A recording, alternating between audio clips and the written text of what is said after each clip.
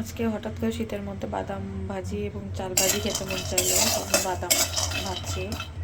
এখানে চাউল ভাজি করে নিচ্ছি। চালটা কালো কালো লাগতে পারে, কারণ এটা হচ্ছে আমাদের নিজেদের ক্ষেতের ধানের চাল, ওই জন্য এরকম কালার দেখা যাচ্ছে। ক্ষেতের ধানের চাল এরকমই হয়, একদম পিওর চাল।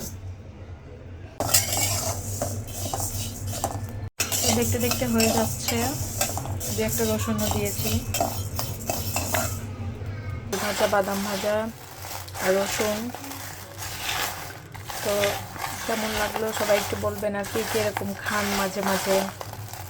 আমরা খাই, মোটামুটি ভালোই লাগে চাল ভাজা।